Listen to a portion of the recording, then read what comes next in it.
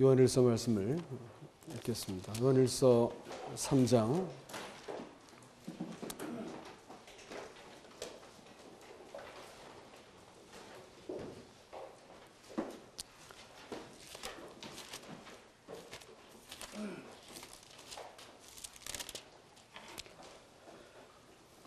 13절부터 끝까지 제가 함께 교독을 하겠습니다. 제가 먼저 읽습니다. 13절로 24절까지입니다. 형제들아, 세상이 너희를 미워하여도 이상히 여기지 말라.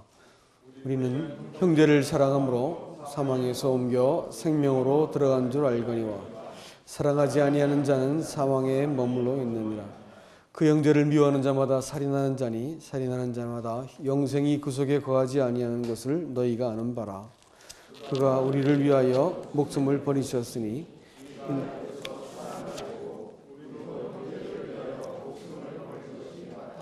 누가 이 세상의 재물을 가지고 형제의 궁핍함을 보고도 도와줄 마음을 닫으면 하나님의 사랑이 어찌 그 속에 거하겠느냐. 자녀들아, 우리가 말과 혀로만 사랑하지 말고 우리가 진실함으로 하자. 이로써 우리가 진리에 속한 줄을 알고 또 우리 마음을 주 앞에서 굳세게 하리니 이는 우리 마음이 우리를 경망할 것이 있어 모든 것을 아시기 때문이라. 사랑하는 자들아, 만일 우리 마음이 우리를 책망할 것이 없으면 하나님 앞에서 담대함을 얻고 무엇이든지 구하는 바를 그에게서 받나니 이는 우리가 그의 계명을 지키고 그 앞에서 기뻐하시는 것을 행함이라. 그의 계명은 이것이니 곧 그 아들 예수 그리스도의 이름을 믿고 그가 우리에게 주신 계명대로 서로 사랑할 것이니라. 그의 계명을 지키는 자는 주 안에 거하고 주는 그의 안에 거하시나니 우리에게 주신 성령으로 말미암아 우리가 그 안에 거하는 것을 우리가 아느니라. 아멘. 아멘. 여러분, 늘 반복하여 말씀을 드리지만 복음은 우리 신앙은 생명의 문제이지 그 어떤 것으로도 대신할 수 없습니다. 깨달음은 구원을 받는다라고 말씀하시지만 깨달음을 강조하는 것은 사실은 기독교가 아니고 불교입니다. 복종하면 된다 이렇게 말하지만 복종을 강조하는 것은 기독교가 아니고 사실은 이슬람교입니다. 깨달음과 복종보다 더 큰 것이 뭐냐? 그것은 생명입니다. 그리스도인 안에 하나님의 생명을 품고 있으면 그 생명의 품격대로, 생명의 성향대로 우리가 처신을 하게 되어 있습니다. 사람이 자기 안에 갖고 있는 그 사람됨이 어떠한가에 따라 가지고 그 가치를 매기고 결정을 내리고 또 행동의 품격이 생기는 것을 알 수가 있습니다. 자기를 비천박하게 생각하고 그래도 된다고 생각하는 사람들은 이렇게 아무렇게나 행동하지만 자기가 자기에 대해서 자기 평가를 높게 하는 사람들은, 자존감이 높은 사람들은 절대로 함부로 처신하고 말을 하지 않지요. 그러니까 결국은 사람의 행동과 판단과 인격은 어디서 나오는 걸까요? 그 사람됨에서 나오는 것입니다. 그렇기 때문에 성경은 지금 무엇을 중요시 여기고 무엇에 그 초점을 맞추고자 하는 것이냐면 네가 누구냐라는 것입니다. 너 안에 들어있는 사람이 누구냐라는 것을 정말로 자주 우리에게 확인을 하고자 하는 것이지요. 결국은 사람의 행동과 인격과 교회 안에서의 봉사 또 사회생활하는 어떤 그 사람의 됨됨이는 그 존재로부터 흘러나오는 것입니다. 더 열심히 해라, 더 많이 해라, 이것도 해라, 저것도 이런 말하는 것은 어릴 때나 가능한 얘기고 이제 나이가 들면 사람 안에 있는 그 사람이 행동하는 것이 바로 그 사람인 것입니다. 그렇기 때문에 주님도 그렇고 우리도 정말로 진지하게 살펴보아야 될 것은 나는 누구인가, 내 속에 들어있는 것은 누구인가 찾아봐야 됩니다. 왜냐하면 사람은 내가 이 일이 나하고 관계가 있다 생각을 하면 내가 움직이죠. 차를 몰고 가는데 뒤에서 그 소방차가 불이 깜빡깜빡하면 비켜달라고 하는데 안 비켜주잖아요, 잘. 근데 자기 집에 불났으면 그러겠어요? 미친 듯이 차를 비키고 쫓아가겠죠. 그죠? 사람들은 자기랑 관계될 때 사람들이 행동이 나타나는 법이고요. 또 가치를 매겨도 그렇습니다. 자기가 이것이 정말로 가치 있다 생각이 들어지면 비로소 행동을 하게 되어지고 자신을 드리게 됩니다. 근데 그것을 나라고 하는 사람에게 있어서 가정, 직장, 또 신앙 이런 것들로 쭉 우리가 세분화시킬 수 있겠지만 하나님을 신앙이라고 하는 한 영역에서 그 중에서 뭐 오야 노릇하시는 분 정도로 여길 것 같으면 절대로 삶이 바뀔 수가 없습니다. 그러나 어느 날 보았더니 나한테 있는 가장 소중한 것이 하나님 앞에서 또 생명을 주관하시는 분 앞에서 아무것도 아니구나 이걸 알게 될 것 같으면 사람이 비로소 하나님이 가장 소중합니다 이렇게 생각하고 그분의 뜻과 그분 앞에서의 처신을 내가 고쳐먹게 되는 것입니다. 이게 신앙의 시작입니다. 사실은. 이 자식도 키우다 보면 자식이 어느 날 이제 철이 들기 시작하면 부모가 이래라 저래라 말을 하지 않아도 아이가 움직이기 시작하고 어느새 부모의 빈자리를 슬그머니 메꾸어주기 시작하고 이렇게 되더라고요. 그러니까 어느 날 사람도 자기 본분을 깨닫지요. 내가 이 그리스도인이구나. 내가 이 하나님 것이구나. 이게 이해가 되기 시작합니다. 그러면서 내가 하나님의 사람으로 처신하지 않았을 때 얼마나 내가 참 비천한 삶을 살게 되었는가. 알게 되면 그 다음부터 내가 하나님의 사람으로 사는 것에 대해서 인식이 생기기 시작합니다. 거짓말을 해야 될 자리에서 거짓말을 하지 않게 되어지고요.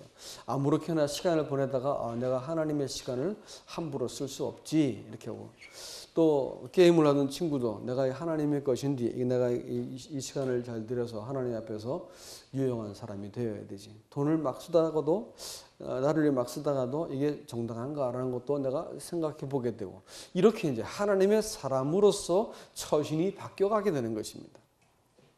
결국은 신앙은 뭐의 싸움이냐면 내가 누군가 하는 싸움입니다. 이거 안 되면 참 이 구질구질한 옛사람 그거 갖고 하나님하고 자꾸 시비 붙고 있고 또 이거 갖고 하나님 나한테 기도응답했니 안 했니 따지고 또 나한테 왜 이러세요.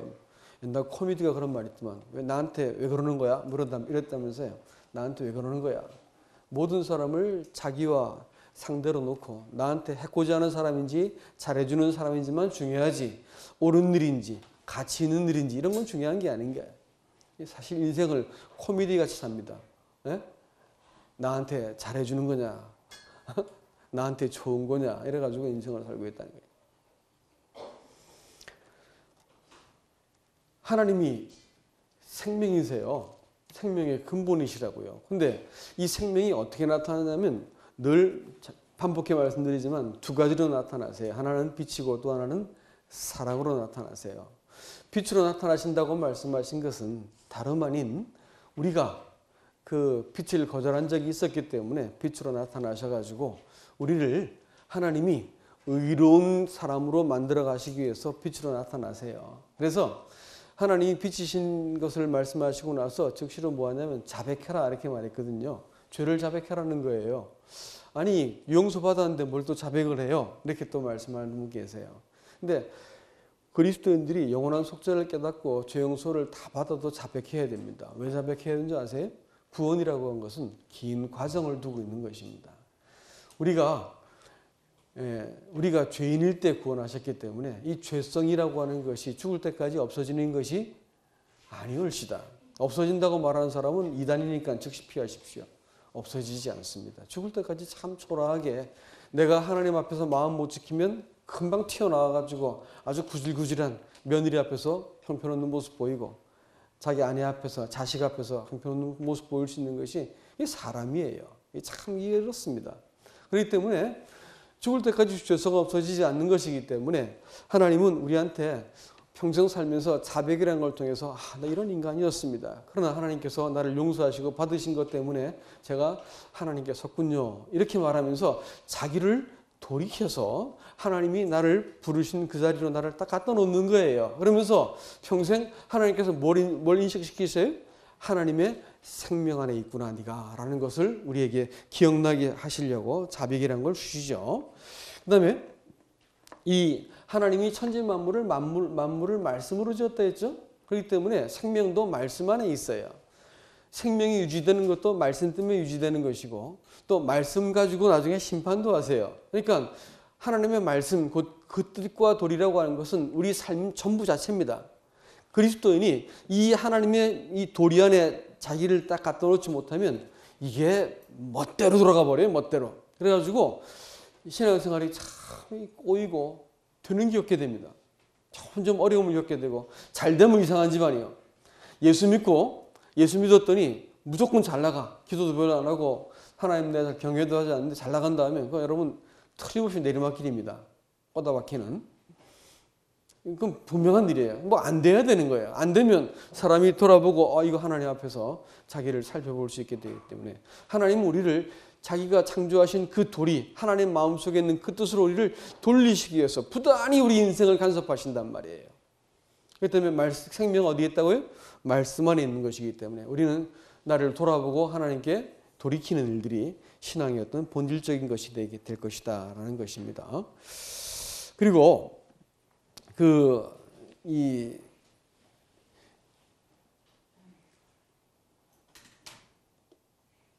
그리스도인이 바로 이 말씀 안에 있는 생명, 말씀으로 거듭났기 때문에 우리 안에 있는 그 도리, 다시 말하면 법이 있고 하나님의 생명이 상존합니다. 그렇기 때문에 내가 죄 아래서 죄를 지을 수 있을 때 죄에 내가 깊이 머무르는 것이 성도에게는 너무 부자연스럽고 고통스럽고 불편하게 되어 있습니다.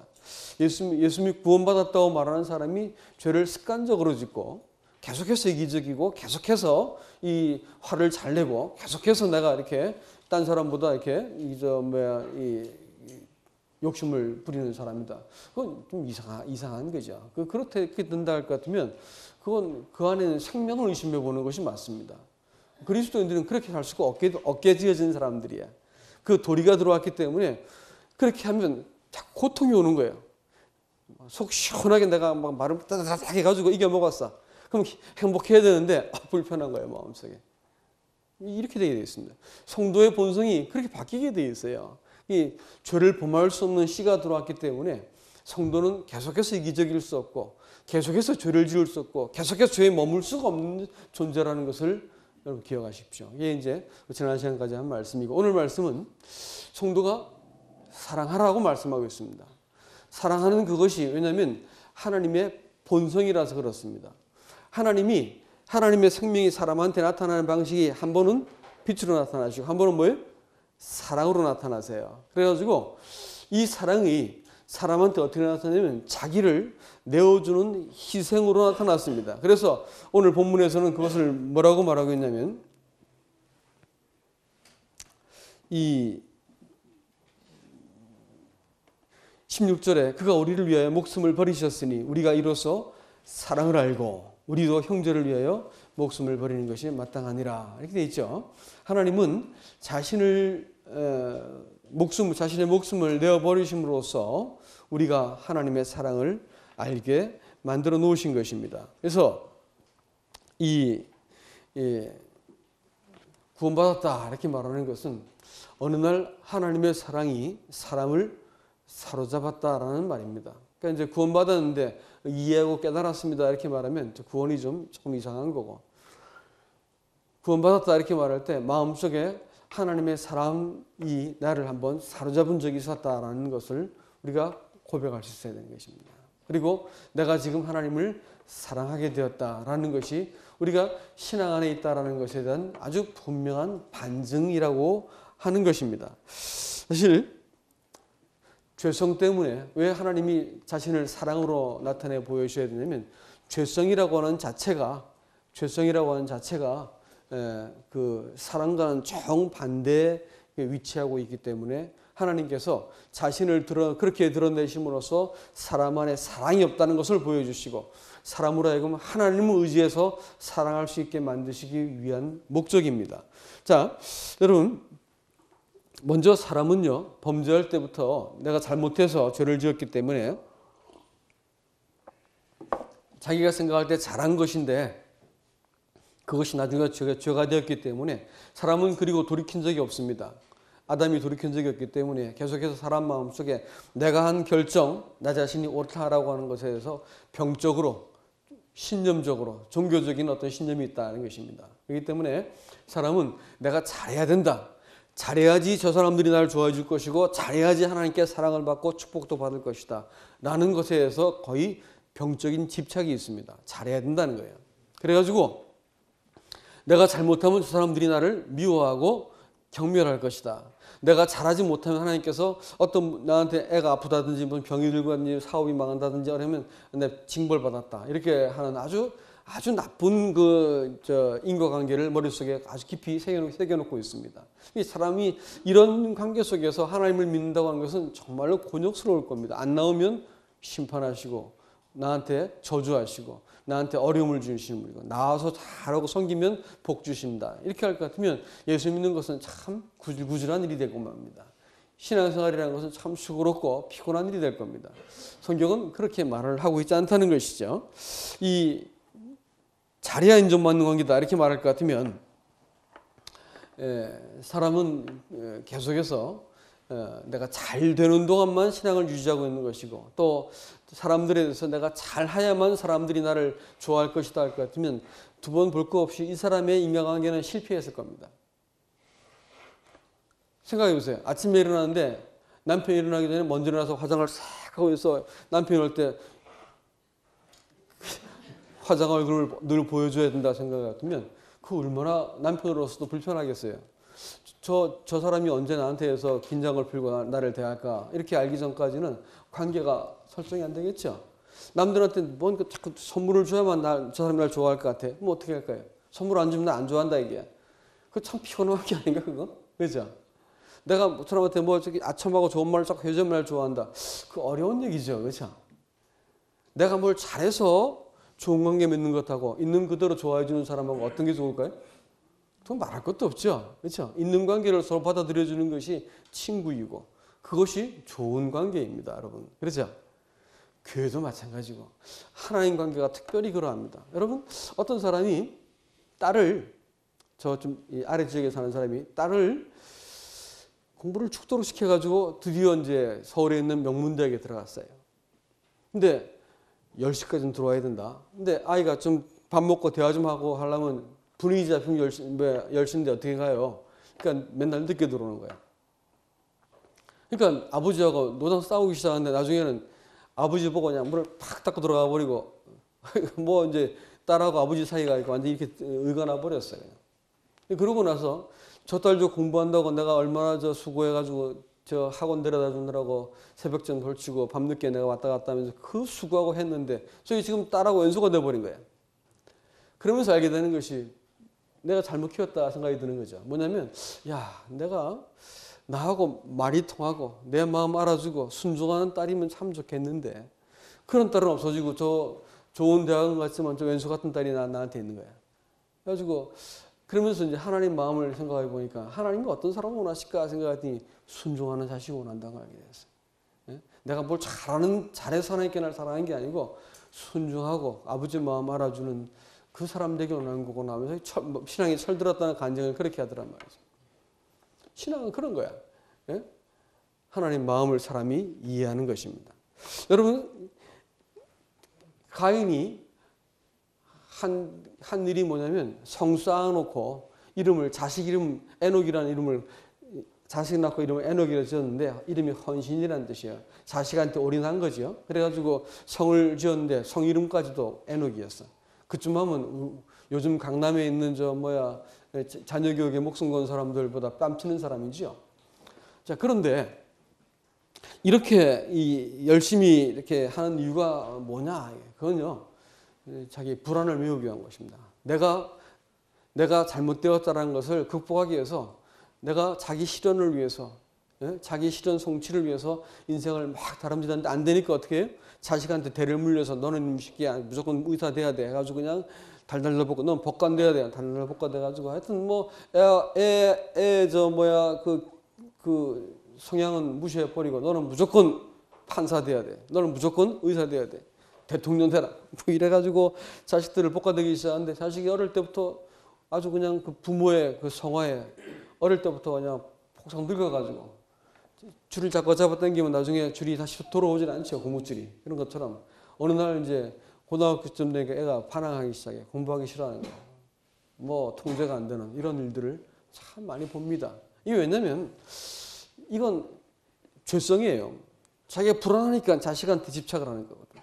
그래가지고 자식이 잘 돼서 자기가 원하는 것을 성취하고 자기 인생이 이만큼 내가 얼마나 대단한 사람이냐를 보여주고 싶은 거야. 이것이 죄성이라는 것을 인정하지 못할 것 같으면 우리는 계속 그렇게 살면서 교회 좀 나와주고 하나님 좀 믿어주고 하는 것을 신앙이라 생각하게 됩니다. 아니, 그거 아니에요. 그런 문제가 아닙니다. 이 사람의 말이죠.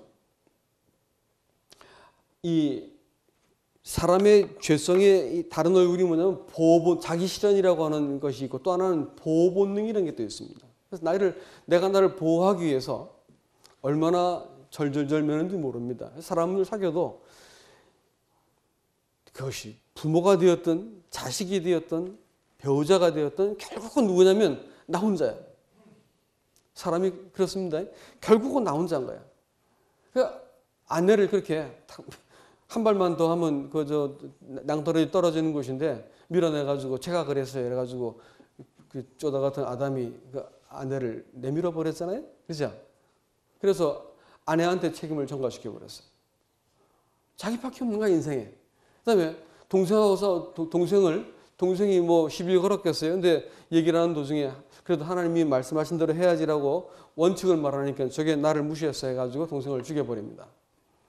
이렇게 할 수 있는 것이 사람 안에 있는 본성이에요. 여러분 사람이 자기를 잘한다고 하는 것이 참 중요한 문제인데 사람이 자기 속에 있는 것을 잘 몰라요. 여러분 아세요? 내가 갑자기 지금 떠올라서 말씀을 드리는데 어떤 제가 글을 읽은 것 같은데 실험을 했습니다. 실험을 했는데 사람한테 이제 영국에 있는 유명한 대학에 있는 학생들한테 두 역할을 이제 그 자원전을 받아서 하나는 뭐냐면 죄수 또 하나는 간수야. 그래가지고 이제 아르바이트로 일당을 주면서 그 역할을 보름 동안 수행하고 실제로 간수같이 옷을 입고 죄수같이 옷을 입고 감옥에 들어가고 해서 그걸 관리하게 만들었어요. 그래서 야 이렇게 놀고 먹는 직업이 없냐 해서 누가 더 좋아했겠어요? 죄수들이 더 좋아했어. 들어앉아서 잠만 자면 되니까. 죄수들은 그냥 앉아 있기만 하면 일당이 딱딱 나오니까 얼마나 좋겠어요. 그리고 간수들도 뭐 괜찮은 직업이라고 시작했는데 문제는 이제 한 3일 지나니까 이 간수가 간수같이 행동하기 시작하는 거야. 또 죄수가 죄수같이 행동하는 거야.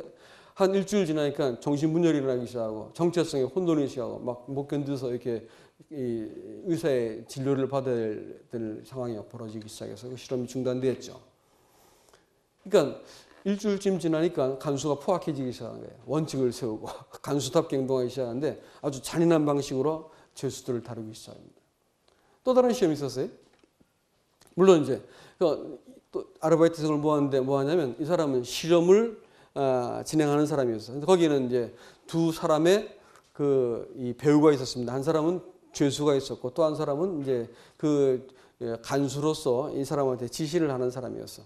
그게 뭐냐면 이 사람은 이제 이 버튼을 이렇게 누르는 거예요. 뭐냐면 이게 15, 25, 30 해가지고 눌러가지고 사람이 거의 죽을 수 있는 450 뭐 이렇게 뭐까지 올리는 거예요. 전류를 올려가지고 사람한테 이 전기 자극을 줘서 고통을 주는 겁니다. 그래서 이제 어떤 부분에서 그 대답을 물어서 대답을 똑바로 안 하면 벌을 주는 거야. 눌러가지고. 근데 처음에 사람들이 생각할 때 그 보통 뭐 한 30, 50에서 끝날 사람들이 그것도 배우가 누르면 막 고통을 하는 연극을 하게 만들어 놨으니까 뭐 한 30이나 50이나 요쯤에서 끝날 줄 알았는데 대부분은 다.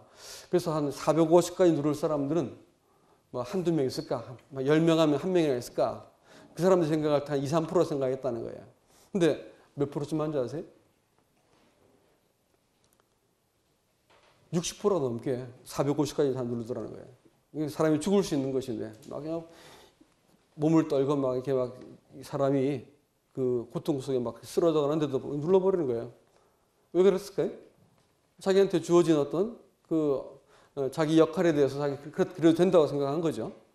그래가지고 저 사람은 그래 된다, 근데 당위성이 있기 때문에 그걸 누르기 시작한 거예요. 사람을 이렇게 죽기까지 이렇게 막 그걸 이렇게 버튼을 누르더라고요. 실험을 한 사람도 깜짝 놀라고 결과에 대해서. 사람의 본성 안에 정말로 무서운 게 들어있거든요. 사람의 본성은 우리가 생각한 것보다 우리가 훨씬 악한 사람들이에요. 아세요? 우리가 생각한 것보다 훨씬 거짓된 사람들입니다.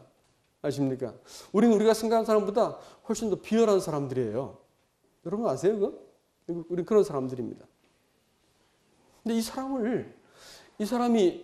사람을 잘 고쳐가지고 하나님께서 자기가 원하는 사람을 만드신다는 것은 여러분 애초부터 불가능한 사람입니다. 그래서 평생 어떻게 되냐면 자기밖에 살아가지 못하는 이 가슴을 안고 결혼 생활도 감당해야 되죠. 자식도 키워야 되죠. 이거 얼마나 고통스러운 일이에요. 이게. 애들까지 가르쳐야 돼. 난 존경합니다. 선생님들. 참 불가능한 얘기를 하고 계신 거예요. 그 이기적인 아이들을 가르쳐야 되는 거예요. 이기적인 학부모를 상대해야 되는 거라. 이 사람한테 하나님께서 엄청난 요구를 하세요. 하나님을 내 마음과 뜻과 성품을 다해 사랑하라는 거예요. 그러니까 그 말씀을 볼 때 사람들은 슬그머니 넘어갑니다. 뭐 사고 안 치고 교회 좀 나와주고 헌금 좀 하고 내가 봉사하는 게 사랑하는 거지 뭐 이래가지고 말씀의 가치를 딱 절하시켜가지고 이수만 사랑하는 거지 뭐 해가지고 넘어가 버립니다. 또 형제를 내 몸과 같이 사랑하라 하니까 아이고 상처 안 주고 상처 안 받는 게 사랑하는 거지 뭐 이렇게 생각합니다. 그죠? 그래가지고 이제 대충 넘어가려고 듭니다. 근데 하나님은 우리에게 보여준 사랑은 불행하게 그런 사랑이 아니고 자기를 목숨을 내어준 사랑을 보여줌으로써 우리가 이 사랑을 하나님의 사랑을 알게 만들어 주었고 하나님의 그 생명 곧 그 사랑을 따라 살도록 만들어 주셨다고 하는 것에 딜레마가 있어요. 이게 문제죠, 그렇죠? 이제 이 사람들이 한 평생 동안 어떻게 하냐면 유령 있게 인생을 이렇게 적당히 뭐 사랑한다는 말은 감히 못해. 부담스러운 표현이니까 사랑한다 이런 말도 못하고 아니면 싸구려로 말하는 거지 뭐. 싸구려로 말하는데 사랑한다 이렇게 말할 때 내가 그 말했을 때 하나님께서 나를 저 아프리카 선교사 보내면 어떡할까 싶어서 그 말을 하지도 못하고 사람들한테도 그런 말은 쓰지 못하죠. 왜냐하면 그렇게 했을 때 내가 부담스러운 삶을 살아야 될 두려움이 있기 때문에 차마 그렇게 못하는 것입니다. 하나님은 근데 우리에게 정확하게 이것을 요구하고 있습니다.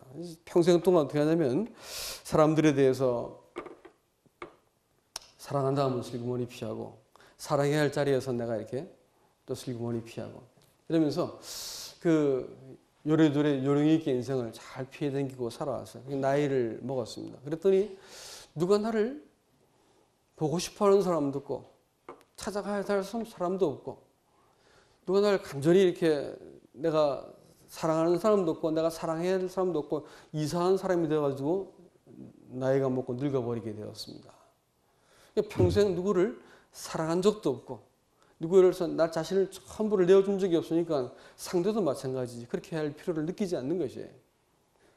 어느 날 이제 자기한테 이렇게 질문이 어떤 사람은 들더랍니다. 이렇게 인생을 산 것을 잘 산 것인가? 이런 질문이 들더랍니다. 그리고 이게 정말 내가 원하는 삶이었는가? 아무에게도 내가 피해주지 않고 피해받지 않고 안전거리 유지하면서 아내와 남편이 경우를 지키고 자식과 부모와 관계 속에서도 내가 상처받지 않을 만큼만 내가 서로 섬기고 사랑하고 위해주고 안 그러면 쓱 피하고 이러고 평생을 살아온 것이 정말 잘 산 것인가라는 질문이 들더라 이런 것이죠.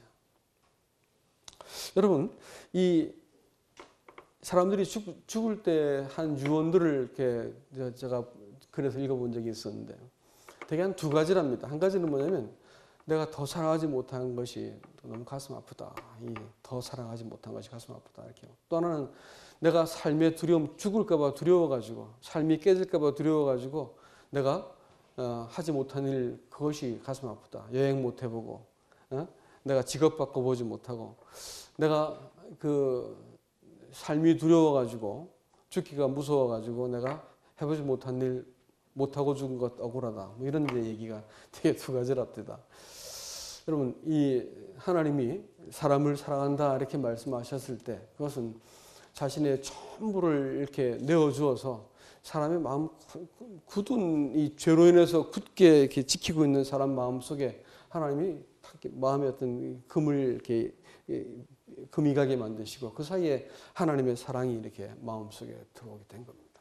그래서 이 사랑이 들어왔을 때 비로소 하나님에 대해서는 이해가 생기기 시작하고 삶에 대해서 내가 어떻게 살아야 될지 삶의 가치가 바뀌게 되는 거예요. 어떤 사람이 과학하는 사람인데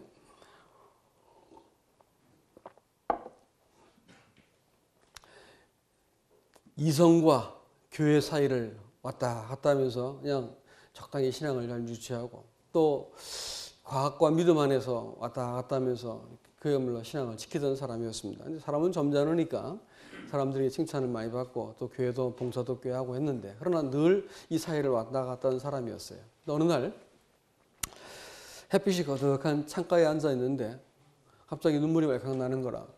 뭐냐면 앉아 있는데 이 하나님이 나를 사랑하신 거였구나. 이 생각이 이제 비로소 앉아 있는데 햇빛이 가득한 그 햇빛을 바라보면서 하나님 나를 사랑하셨는데 내가 모르고 있었구나라는 것이 갑자기 내 마음속에 이해가 되었다. 그러면서 이렇게 눈물이 나더라. 이게 이제 간증을 하니까 그래도 좋은 일 많이 하시고 교회에서 봉사를 많이 하셨는데 이렇게 이제 인사를 듣던 사람이 하니까 그동안은 사실은 나를 위해서 내가 몸부림친 거였지. 하나님도 사람도 살아해 본 적이 없습니다. 자백을 하더라는 말을 들었습니다. 여러분, 신앙생활이라고 하는 그것이 사실은 교리에 대해서 확고한 어떤 신념을 갖는 것이라든지 나는 말이야 그 떡과잔을 뜨는 교회에 참여하고 침례 받았고 또 여러 가지 말로 우리는 우리 신앙을 말할 수 있는 것을 가지고 있습니다. 근데 사실 신앙을 이끌어가는 것은 딱 한 가지입니다. 그것은 하나님에 대한 사랑이죠. 딴 것이 미약해도 하나님을 사랑하는 마음이 딱 있으면 그걸로 충분한 것입니다. 근데 정말로 나는 이 생명, 하나님이 내게 주신 그 생명을 가지고 사는가, 이것을 우리가 깊이 돌아봐야 될 것입니다.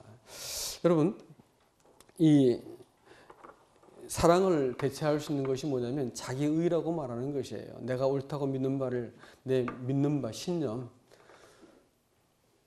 아까 얘기하다 보니까 말이 툭 튀어나오는데 하고 보니까 근사한 말이 나갔어. 뭐냐면 신념하고 신앙의 차이는 신념은 지금 내가 믿고 있는 거고 그래서 내가 어떤 일을 만나가지고 확 화가 난다거나 판단이 된다거나 뭐 따진다거나 할 것 같으면 그것은 신념이고 신앙은 최소한 위를 올려다본 다음에 내가 내 마음속에 내리는 결정이 신앙입니다.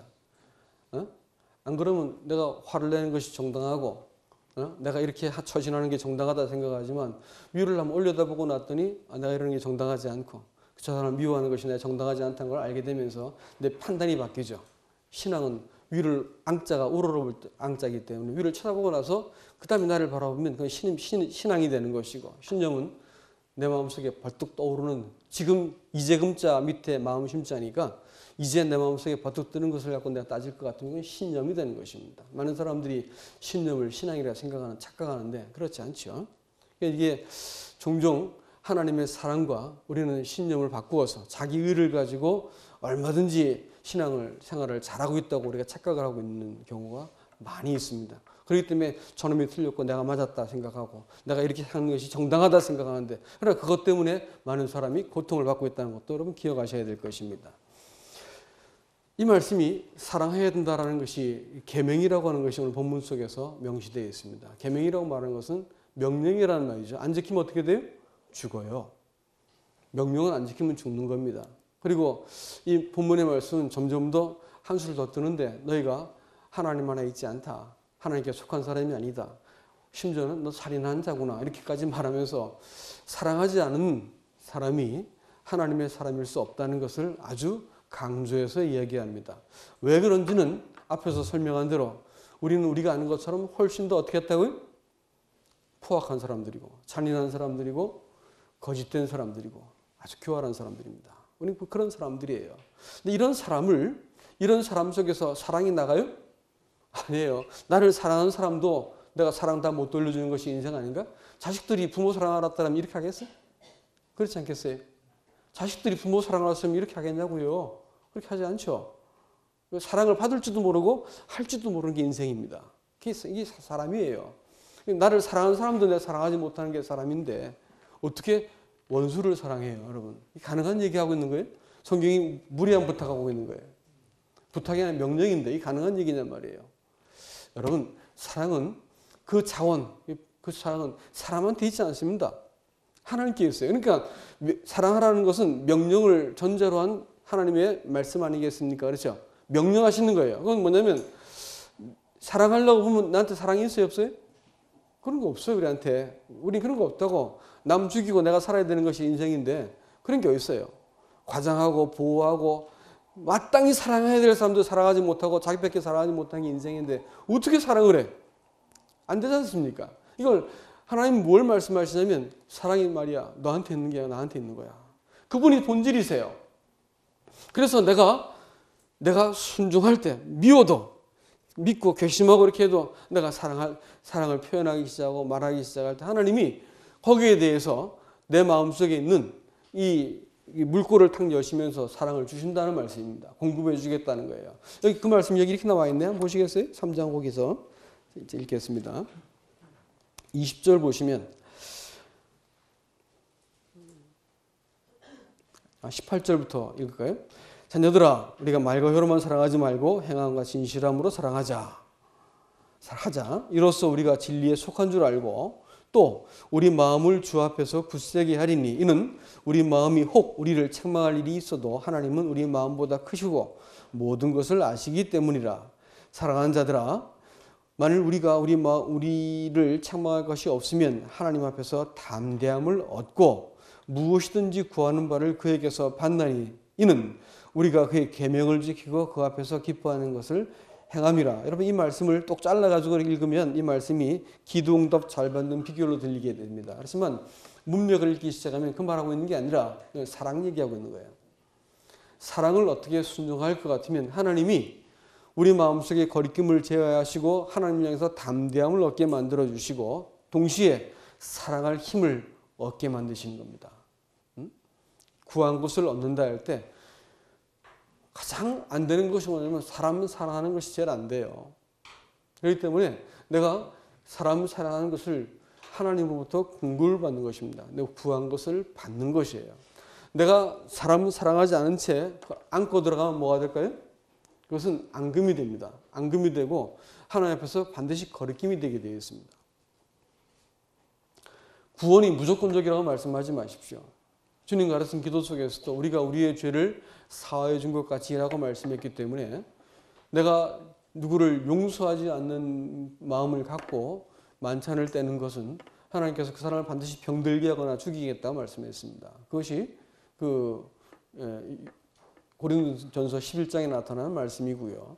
또 우리가 누구를 용서하지 않으면 하나님도 너를 용서하지 않겠다라고 말씀했습니다. 이게 성경에서 말하는 선언이에요. 무조건적인 구원이란 말씀하지 마세요. 왜냐하면 우리가 그 생명, 영생인 생명을 받았으면 그건 사랑의 생명이기 때문에 다른 사람을 미워하고는 견딜 수 없는 마음을 갖고 있습니다. 죄에 머물러 있는 것도 못 견디게 만들지만 용서하지 않는 마음을 갖고 내 속에 살고 있는 것은 하나님이 우리를 받으시지 않겠다는 것입니다. 그렇기 때문에 용서는 순종의 문제라는 것을 다시 한번 우리에게 이야기하고 있습니다. 이것을 막고 있는 것이 뭐냐? 탐욕과 이기심입니다. 재물을 가지고 형제가 곤궁한 데에 있는 것을 돕지 않는 것 같으면 어떻게 하나님 사랑이 너희 마음속에 있겠느냐 이렇게 말했죠. 이 말씀이 뭐냐면 여러분 재물이라는 것은 뭐예요? 신입니다. 우리가 섬기는 대상이 올시다. 내가 의지하는 대상이 바로 재물이지요. 그러니까 우상 숭배라고 말한 것은 탐심이라고 신약 성경은 우리에게 정의해 주고 있습니다. 그래서 이 하나님 앞에서 우리가 누구를 돕고 해야 되는데 재물을 아끼고 내가 이 의지하고 있는 것을 내가 포기하고 싶지 않아서 못 돕는 이것은 사실 영적인 문제라는 것을 얘기해 주고 있다는 것입니다. 성경이 지금 얘기하고 있는 바가 그렇습니다. 그래서 이게 만일 막는다 할 것 같으면, 막으면 그것이 어떻게 하나님 사랑이 너한테 있겠느냐, 이렇게 우리에게 이야기를 하고 있습니다. 하나님은 우리를 양심을 통해서 말씀하시고 우리를 때는 책망하십니다. 그래서 우리가 만일 우리가 그 말씀하신 바에 대해서 순종을 하면, 내 감정과 마음이 동의하지 않아도 순종하면 하나님께서 사랑할 힘을 공급하시겠다라고 얘기하십니다. 마지막으로 24절 말씀은 성령이 하시는 일에 대해서 분명히 우리에게 말씀해 주고 있는데, 성령은 로마서 8장 16절 말씀에도 나온 것처럼 그분은 우리 안에서 우리가 하나님의 자녀인 것을 얘기해 주고 있습니다. 또 여기서도 우리가 하나님 안에 거한다고 하는 것을 우리가 확증시키는 역할을 하고 있습니다. 왜요? 왜 그럴까요? 신앙은 사실은 이것은 열심의 문제, 무엇을 지키는 문제, 이런 문제가 아니고 내가 누군가를 물어보는 문제인 거예요. 정체성의 문제라고요. 그 싸움인 것이에요. 내가 하나님의 것으로, 또 그 사랑을 입은 자로, 내 그 안에 거하는 자로, 하나님 자식으로 정체성을 가지면 내 행동과 생각과 판단이 바뀌게 되어 있습니다. 하나님 거기서 이 존재로부터 흘러나오는 그 됨됨이를 보고자 하시는 것이고, 이 존재로부터 흘러나오는 섬김을 보고 싶은 거예요. 애미가 되고 나니까, 그 철없던 그 딸내미가 애미가 되고 나니까 자식을 위해서 잠도 줄여가면서 먹을 것도 이제 참아가면서 자식을 섬기게 된 것은 자기 신분에 대한 자각입니다. 그리스도인들이 하나님의 자식으로 내가 또 하나님의 것으로 하고 하는 분명한 자각이 딱 생기기 시작할 때, 그로부터 행동의 품위가 생기기 시작하고 생각이 깊이가 달라지기 시작하고 처세가 곧바르게 되는 것입니다. 올곧게 되어지고. 그리스도인들이 이래야 되는 거 아닌가요? 성도가 그래야 되는 것이에요. 그래서 내가 하나님의 사람으로서 생각하고 처신하는 사람이 되어야 됩니다. 여러분, 사람들이 얼마든지 이 옛사람의 자리에서 자기를 실현하는 방식으로 신앙을 선택해요. 예? 자기가 성공하기 위해서 하나님을 불러내리고요. 자기를 과시하기 위해서 성경 말씀을 달달달 외우는 사람 받고요. 얼마든지 교회를 이용하고 신앙을 이용하고 하나님을 이용해 먹을 수 있는 것이 하나님을 조종하는 거예요. 내가 이렇게 했으니까 하나님께서 나한테 주세요. 하나님 조종하는 거죠. 하나님 뭘로 만드는 거예요? 우상으로 만드는 거예요. 하나님을 조종할, 열심이라는 이름으로 하나님을 조종할 수 있는 것이 이 앙큼한 사람의 본성인 거 아세요? 사랑은 무슨 사랑? 이런 게. 이 존재의 문제라고요. 신앙은요, 어디에 속했는가요? 잘 들여다보세요. 교회 가는 게 귀찮아지고요. 성경 보는 게 귀찮아지고요. 성도 사랑하는 것이 이제 짜증이 나기 시작한다면 여러분 존재를 물으셔야 됩니다. 잘못된 자리에 서 계신 거예요. 성령은 자꾸 우리에게 이걸 리마인드 시키십니다. 네가 누구냐? 네가 누구냐?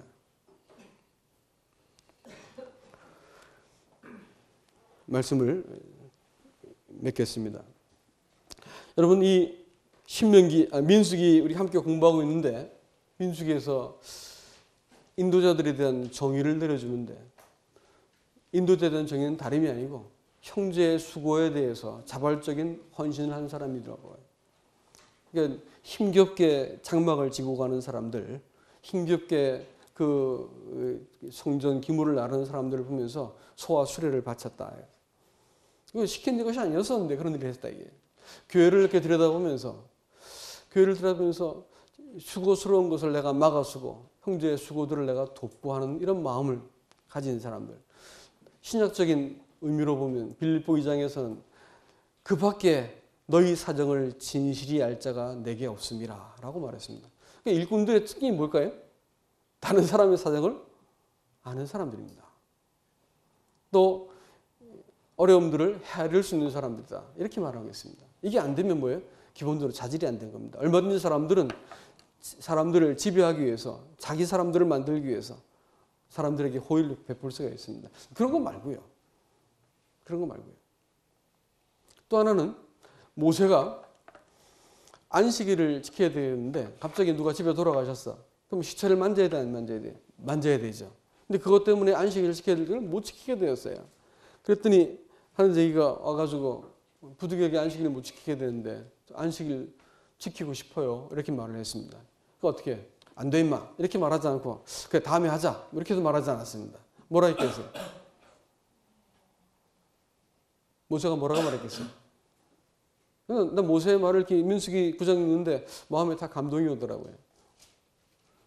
기다려라. 내가 기도해 보겠다. 하나님이 뭐라고 말씀하시는지 기도해 보겠다. 이렇게 말했을 때 어떤 결과가 나와서 어떤 효과가 있을까요? 내가 너희를 섬기는 것은 내 결정이 아니고 하나님의 결정이 중요해 라는 의미를 담고 있습니다. 그죠? 그 다음에 주권이 내가 너한테 이렇게 해라 저렇게 해라 나는 그 지도자가 아니고 나는 하나님께서 내게 말씀하신 바를 너에게 전달해 줄 뿐이야 라고 말하는 주권을 누구한테 돌린 거예요? 하나님께 돌렸어요.